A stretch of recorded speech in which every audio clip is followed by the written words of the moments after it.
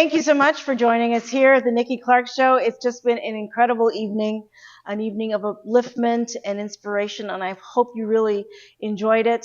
So I have the pleasure of introducing a friend of mine. She has been on this show as a regular guest now for, we're going to say the fourth time, but there'll be a fifth. And she is here to talk about her latest book, End Incarceration of Black and Minority Youth. So please put your hands together for the incredible Norma Nicholson. Thank you. Congratulations on this. This is amazing. Amazing. Thank you. Um, Now I know you quite well. We've had the pleasure to work together to inspire youth, and thank you for what you did. It was a youth forum that you put together a few years ago, and you invited me to be a keynote speaker. But I think your story is just incredible.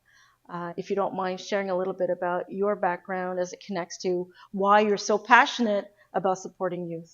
Do you mind sharing that? Oh, I don't mind. I'll shorten it. Sure.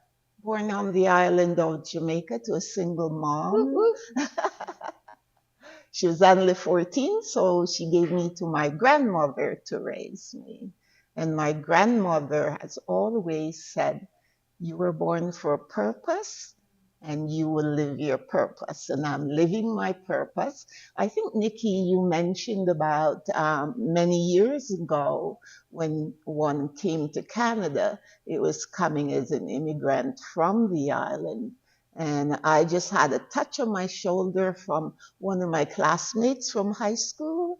And he said, come to Canada. My mom will have you here. You'll just grow and grow. And that's exactly what has happened. See, it's very shortened. But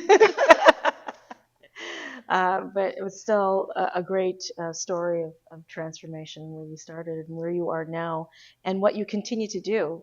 How many years young have you been in this? 46 years 46 as a years nurse. As so you're a retired nurse, Yes. author, community advocate, and at some point you worked with Peel Police Services. I was the chair of our Peel Police Services Board for 5 years. 5 years. Yes. And served very The well. only black woman on the board. That's incredible. Yes. Yep. Thank you for your leadership. Thank you for what you've done. And I'm just going to hold up these books, which I have on my shelf. So thank you for gifting them to me. But if you'd like a copy, Norma has a couple of books out. This is the first one that I was that came into my life. Young Lives on the Line. You Can Make a Difference. Again, addressing youth advocacy. And then this is a great book about Norma's journey as a nurse. Walking miles in sensible shoes, because nurses and teachers always have sensible shoes, right? Yes. Nice. They're quiet and flat. Not to wake the patient. Not to wake the patients and to sneak up on students. So there's a great book that you can get from Norma. And then I didn't know that you actually had a children's book, Cody's Adventures. 3 of the series. 3 of the series. Is this the first of 3? Yes. And he's so cute. So take a look at Cody Nicholson. He's so doggone cute. There he is. And some pictures of his friends in there, as well as his colleagues, furry colleagues. So now that you have published The End of Incarceration of Black and Minority Youth, tell me what drove you to write it, and maybe some of the lessons you want the reader to learn. I was just looking at the computer one day and thought, oh, there's an ad that says they require a healthcare leader to commission, meaning building everything for incarcerated youth. And I thought, most youth that are in jail are black males. Mm-hmm. And though I have not done this kind of work, I have the leadership skills to do this job. When I told my colleagues what I was ready to apply for, they said, you want to leave a hospital and go to work with kids in jail? And I say, I want to give back. And I can still hear my grandmother saying, you were born for a purpose. And I felt in my heart, that's the purpose. I went to the interview. It was a round table with all Caucasians. And I did not feel any way different. At the end of the interview, I said, please employ me because I know about healthcare that Blacks require. Right. And he shook my hand and I left. And 2 hours after I got home, he called and asked if they could check my reference. And I say, yeah. And after you check my reference, when do I start? So this is an empty spot of land. Now that it's all built, it looks exactly like a U of T campus. You would think that there's students behind the wire fence. So I worked at the Roy McMurtry. I had the opportunity to hire everyone at the beginning. So I hired physicians, doctors, dentists, nurses, everyone that I felt could provide proper health care for Black kids. I trained the youth service officers with collaboration from my director. And of course, when you're doing the interviews, you just can't sit and do an interview. You must interview with others. So as I saw these young people being admitted and getting to know them, I realized that, for example, one day the census, meaning the number of children that were there, was 160. Not thinking about the girls. Girls were incarcerated, but they're on another campus, though the boys could jump over if they wanted to. So there were 160 youth, aged 12 to 17. And as I go out, I'm diverting a bit. As I go out and speak to our community, they don't realize that we have the largest jail for our children in the province of Ontario. Yes. And in Canada. Yeah. In Canada. So as I got to know these youth, and there were 190 of them on the census board one day, and then I thought, as the nurses and others go around, I really want to get to know these kids a bit more. So I would ask permission to go in when they're seeing the psychiatrist or the psychologist. And I learned that not one of those kids required incarceration. Then why were they there? You may disagree with me. They're Blacks. White Caucasian young men, they may be incarcerated overnight until they get bail.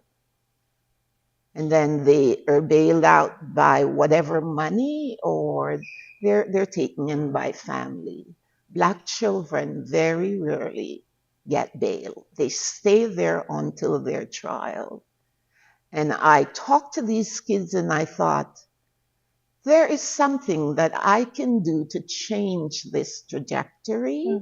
Having written about my own life in my first book, and to look at what opportunities there are in Canada, my goal was to find out, why are these kids here? Not the crime they committed. What were their root causes? When they were born and they were growing up, what has happened to their lives, why they end up here? And some of them readily told me, there's no need for any incarcerated youth to speak to a nurse to say, I'm in here because I stole a car. The nurse's focus is healthcare. And the psychiatrist's focus is healthcare. So if they want to share, then we just allow them to talk. But it is from working with those hundreds of children, and there are about 90% Black, a few Indigenous, a few other minorities from all over the world. Even the girls, you may find one or two Black females. Look at the reverse. One or two Black females are incarcerated. all the incarcerated girls are Caucasians. So that's something to leave with. So I felt I needed to do something. So when you work in those institutions, you have to abide by the rule, and rules are made to follow. So Yeah. I could not have a youth come and sit in my office without a guard and say, this is something you may want to consider, because I'm not a social worker. Mm-hmm. Yeah, so now that I'm retired, I get to share even the trauma I experienced.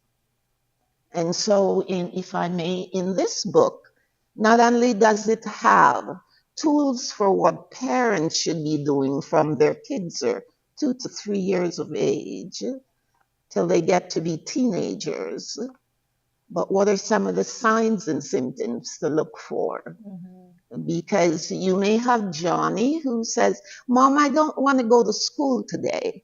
And you say, but you look fine. Why don't you want to go to school? I'm just tired. I want to lay down. And when Johnny goes to see the doctor for a physical, for something else, Mom does not say, can you check the mental health of my son? Yeah.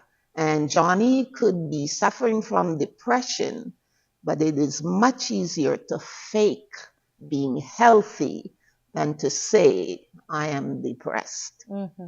So I have this wonderful opportunity as a retiree where I not only write and use my books as tools for education, but I'm allowed into everywhere that I can think of. Yes. I'm allowed to talk to new police recruits. I'm allowed to speak to young people in schools. I'm allowed to go to the libraries and speak to the librarians, because sometimes the librarians will say, all these young people, they come in here after school and they wreck our library. And my question is, what do you do to help them? And you see, assumptions that we all make, I'm just as guilty, assumptions that we all make prevent us from coming up with solutions. Yes, because you see a young man walking out there with his pants below his waist, and what assumption do we have right away? So I not only go out to speak at facilities and spaces where there are young people and parents, I go to annual general meetings because I may be asked to come and speak to why is it there is violence in the Black community with our young people. Right. And what I do is ask permission to say, how can we help our Black young men to keep from violence? Yes. So I not only do that, I volunteer. I volunteer with an organization called the Associated Youth Services of Peel. And what our organization does, it's a government organization. So I get to talk to lawyers, justices, etc. I do the diversion program of young Black women that are in trouble with social media. They're not jailed. This is diversion. So an officer or a counselor in the school could see an iPhone with major, terrible black hole things that kids are sharing with each other. And the counselor will say, please come to my office, let's talk. And they have to call the principal, and the principal will call the parents and the police. Because some of these young people don't know that it's a crime to take a picture of a naked classmate and put it on social media. So Section 13 of the Criminal Justice Act says it is a crime. Therefore, what the officer can do is either refer that young person to a diversion program or put that person in jail. Right, right. And you see, And is this pervasive now? Like, is it happening? Yes. Oh, wow. Yes, it is very pervasive. And that leaves me wondering, how will they take the iPhones away from high school students? But there has been lots of report that says when the phones are taken away, that first week, the students are angry, they're sad, they're talking to everyone that will listen. But when the following week you go to places like the cafeteria or in the hallways or in classrooms, they now connect with each other and they are talking. They're not in their own world. Yeah. Yes. So the work I do, I see the blessings coming back. I give expecting nothing in return. And if someone says, I'll pay you a honorarium, and I say yes, and that even leads me into working with seniors because seniors have such a positive effect on their grandchildren. And I get opportunities to go out and speak to seniors. And then I'm on the board of a seniors complex where I also help those seniors to manage their lives and their grandchildren. So it's open world for us to share and to give back. I think you're just amazing. What a what a marvelous life. Yes. So much. Yes. You're such an incredible advocate for mental health, and I have to say that I think I was speaking to someone here about what I call COVID kids, Yes. and the impact of COVID and socialization on children and tweens and teens. And how it's almost like yourself and I mean I try as a community builder to put the pieces back together so that they know how to connect, off the phones, off the iPhones or Android, make eye contact, Yes. have a conversation, ask questions, come out of your shell, so a lot of damage happened, but there is hope. And there are community builders who are willing to do the work, and I thank you so much for your dedication to doing this work. My pleasure to all. Awesome. So I thank you for this. So where can people purchase the book? All my books are on Amazon. If you go to Amazon, Norma Nicholson books, they will all come forth. You can always read the first 3 or 4 pages on Amazon before you purchase a book. I also have a web page of my own, which is normafnicholson.ca. It's a Canadian web page. I'm on social media, so I just updated my profile on LinkedIn today. Oh, I have to like the profile picture. Yes, Awesome. I have a wonderful friend here, Tresha. She helps me with Instagram. And Hi, then Trisha. I have a senior that came with Hi, me from Jen. where I'm the director on their board. Oh, So all my books are out there and they are very good read because I just want to say even you will get the pleasure of having children's book. Children are teaching me. An example of walking with my pet along my street, and the kids say, "Why don't you have a book with pictures of Cody?" So I had a 14-year-old help me to get this together, a 14-year-old who was not able to get a summer job.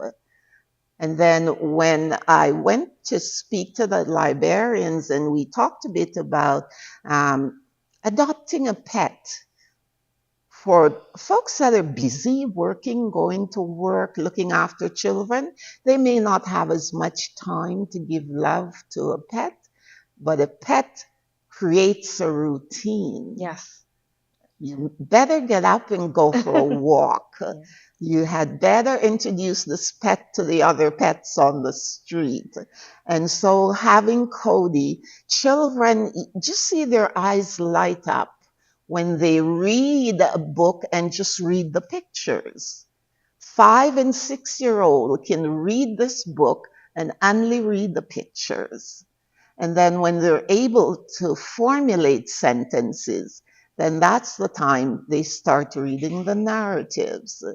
So not only does it build literacy, it bonds the parents and their siblings, and they have fun and stay away from the TV. Stay away from the TV and the iPhones. Awesome. This is great. Well, your Cody reminds me of my Vino. I have a Ah, grand puppy, and then just had a conversation with him on the phone while he was walking my daughter. So yeah, so it's always good to have a Cody and a Vino in your life. yes. Awesome. Thank you so much, Norma. It's such a pleasure. So I guess we'll have to plan a date for the 5th and the 6th and the 7th. Come back. You have to, Yes. do you feel like you Yes. have more books in Yes. you? Yes. Awesome. I Awesome. have So an illustrated book right now with Cody talking about emotions, and I use it to teach young people.